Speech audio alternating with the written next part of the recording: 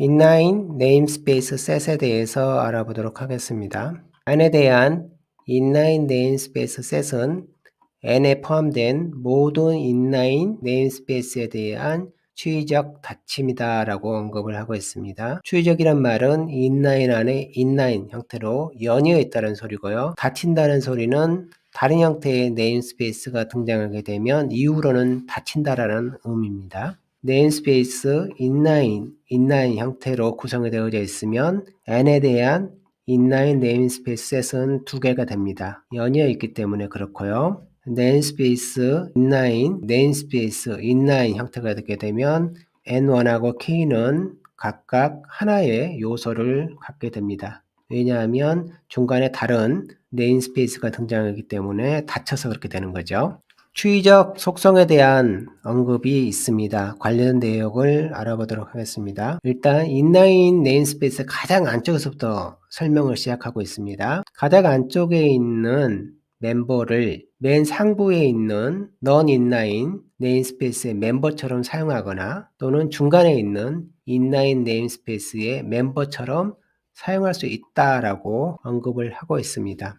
inline namespace는 using directive 구문이 암묵적으로 추가가 됩니다. using directive 구문이 작동하게 되면 마치 namespace를 지우는 듯한 효과를 갖는다라고 얘기를 했습니다. 그럴 때에 모든 inline namespace를 지우면 맨 상위에 있는 non-inline namespace의 멤버처럼 작동하는 거고요. 처음 namespace만 지우면 중간에 있는 namespace의 멤버처럼 작동하게 됩니다. 즉 추이적 속성은 using directive에 대한 효과를 그대로 가져와서 설명에 사용하고 있는 것을 알 수가 있습니다. inline namespace는 연관 namespace를 갖고 있습니다. 우리가 스코프를 배울 때에 스코프는 두 개의 테이블이 있다고 언급을 했습니다. 하나는 이름 테이블이고요. 또 다른 하나는 연관 셋 집합이라고 얘기를 했습니다. 연관 셋 집합에 등록된 연관의 대상이 네임스페이스면 연관 네임스페이스라고 부르게 됩니다. 그래서 맨 상위에 있는 n은 내부에 있는 inline의 연관 네임스페이스를 갖고요. 그 다음에 m은 그 내부에 있는 또 다른 inline에 대한 연관 네임스페이스를 갖습니다. 그리고 역으로도 이렇게 갖게 됩니다. 그래서 만약에 using directive를 통해서 작동하게 되면 맨 상위에 있는 n은 최종적으로 연관 셋으로 자기 자신하고 내부에 있는 inline namespace 셋이 결합이 되는 구조를 갖게 됩니다. 중간에 있는 m도 마찬가지입니다. 중간에 있는 m도 동일한 연관 네임스페이스 셋을 갖게 됩니다. 이런 식으로 inline하고 그 inline을 감싸고 있는 네임스페이스 사이에서는 연관 네임스페이스 집합이 동일하게 작동하게 됩니다. 네임스페이스 inline, 네임스페이스 inline. 그래서 inline에 대해서는 using directive 구문을 추가하게 됩니다. 그리고 using directive 구문이 작동하게 되면 마치 네임스페이스를 지우는 듯한 효과를 갖게 됩니다. 지울 수 있다는 소리는 필요하면 그 이름을 생략할 수 있다는 의미를 갖게 되죠. 따라서 첫 번째 라인에 있는 n, 세 번째 라인에 있는 p는 생략할 수 없고 나머지는 생략할 수 있다는 의미가 되는 거죠. 그래서 펑션 호출하는 과정에서 n하고 p는 항상 있어야 되고요. 나머지는 필요하면 생략할 수가 있습니다. 그래서 이 세 구문은 정상적인 구문입니다. 그에 비해 n은 있는데 p가 없는 형태로 호출하고 있어요. 이런 경우는 모두 에러입니다. 연관 네임스페이스에 대해서 알아보도록 하겠습니다. 연관 네임스페이스는 함수 호출에서 사용이 되는 용어입니다. 함수 호출이 아니면 연관 네임스페이스란 말을 사용할 수가 없어요. 또 연관 엔티티라는 용어가 있는데요. 역시 펑션 콜에서 사용되는 걸 확인할 수가 있습니다. 즉 함수 호출이 아니면 연관 엔티티, 연관 네임스페이스라는 용어를 쓸 수가 없습니다. 연관 네임스페이스는 간단히 구할 수가 있습니다. 어떤 엔티티가 일단 주어지면 예를 들어서 여기 B라는 엔티티가 주어지면 B로부터 올라갑니다. non-inline 네임스페이스가 발견될 때까지 갑니다.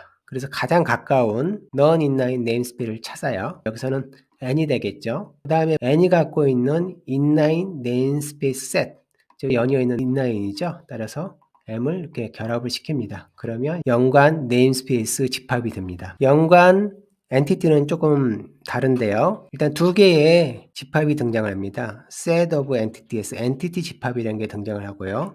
그 다음에 연관 엔티티라는 집합이 또 등장합니다. 엔티티 집합은 펑션 아규먼트 또는 템플릿 관련된 아규먼트들이 있어요. 그러한 아규먼트의 타입으로부터 전체적으로 엔티티 집합을 구성하게 됩니다. 한번 예를 통해서 알아보도록 할게요. 자, 함수 호출을 찾습니다. 그리고 함수 호출 이름을 일단 검색을 합니다. 왜냐하면 콜이란 이름이 일단 함수여야 되기 때문에 그래야지 연관이란 말을 쓸 수가 있잖아요. 그래서 검색해 보니 글로벌 스코프로 빠져나가서 이름이 없습니다. 이름이 없는데 구문 형태가 마치 함수 호출 형태를 가지고 있죠. 함수 호출 형태라는 거는 unqualified 형태로 가로가 이제 등장을 해야 된다는 소리예요. 그러면 콜이라는 이름을 발견한 순간 없으니까 함수 호출로 컴파일러는 가정을 하게 됩니다. 가정하게 되면 아규먼트에 대한 디펜던트 룰, 즉 ADR이 작동하면서 엔티티에 관련된 내용들이 작동하게 돼요. 그래서 일단 C를 봅니다.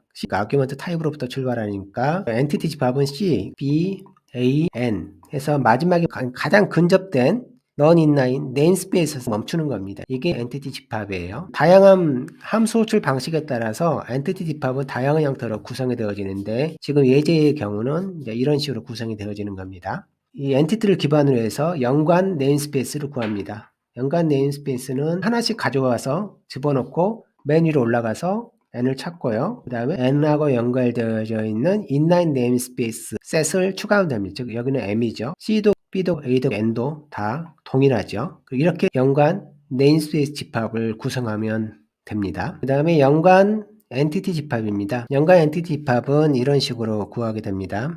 스코프 관계를 한번 그려보겠습니다. 우리가 관심 있는 거는 프렌드 함수예요. 왜냐하면 연관 엔티티를 구성하는 건 프렌드 함수밖에 여기서는 없으니까. 그래서 프렌드 함수의 경우는 이 프렌드라는 함수는 자신을 포함하고 있는 스코프, 즉 네임스페이스죠. m에다가 이름 없는 대로해서 엔티티를 등록을 하고 연관 엔티티는 D에 들어가요. 연관 엔티티가 그 엔티티를 이렇게 지칭하게 되죠. 프렌드 함수는 엔티티를 m에다가 등록을 합니다. 이름이 없는 형태로. 그리고 연관셋은 프렌드가 있던 위치, 즉 D에다가 넣게 돼요. 이런 상태에서 연관 엔티티를 구하는 거예요. C에 대한 연관 엔티티를 구하는 과정에서 차례차례 들어갑니다. C 들어가서 관련된 연관 엔티티를 찾아보고 B, A, N까지 쭉 오겠죠. 그래서 N까지 왔는데 N도 연관 엔티티가 없어요. 그 다음에 inline namespace set, 즉 M으로 오는 거예요. M으로 와서 확인해 봤더니 M은 내부에 이름 없는 형태로 등록만 되어 있지 연관셋은 없거든요. 그래서 아무것도 없습니다. 공집합이 됩니다. 만약에 엔티티 집합에 D가 있었으면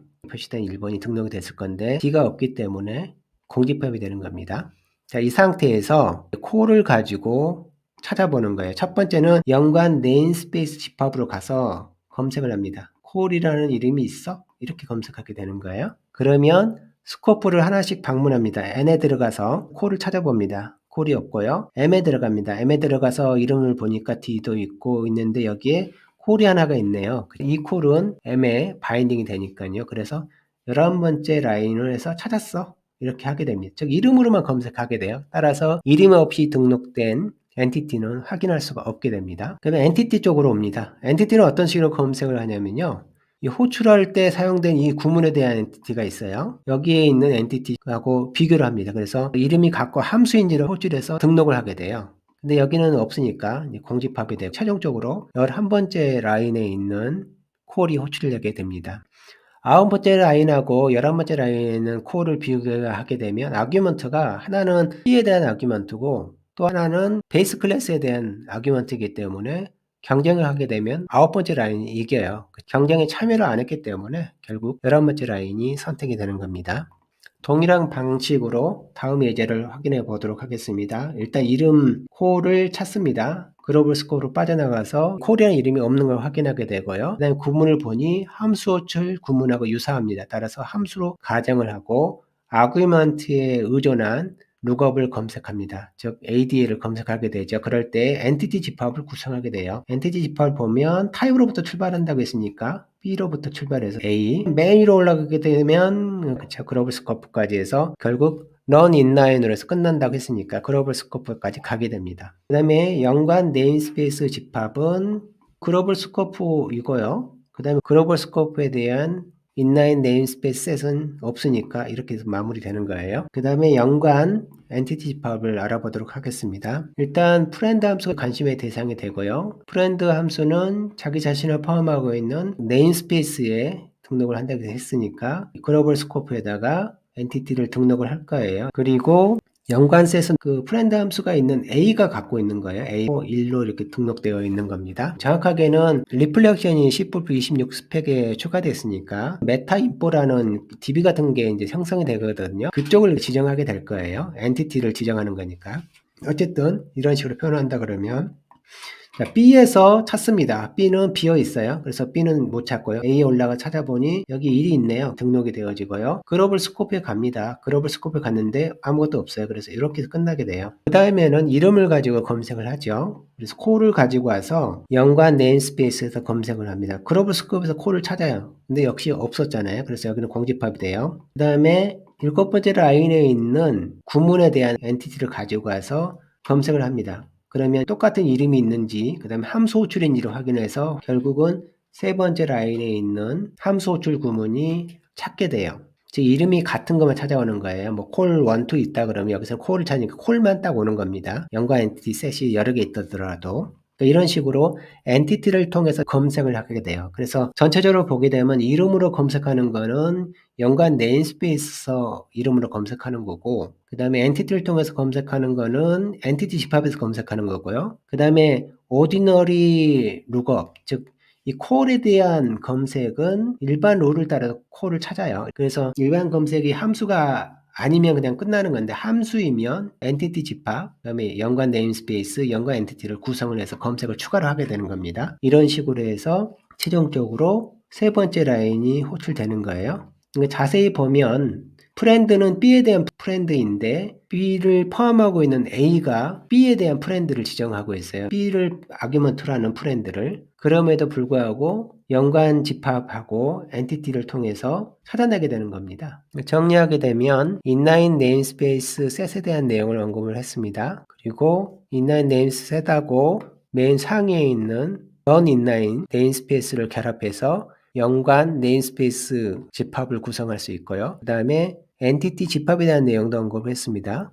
다양한 형태의 엔티티 집합이 구성하는 방법이 있는데 연관되어 있는 걸 쭉 찾아서 최종적으로는 가장 근접된 non-inline 네임스페이스까지 찾아가면 된다. 그 다음에 엔티티 집합으로부터 연관된 네임스페이스, 연관된 엔티티를 각각 구하고 이름을 통해서는 연관 네임스페이스에서, 엔티티를 통해서는 연관 엔티티 집합에서 각각 검색해서 최종적으로 호출할 함수를 결정하게 된다는 내용입니다.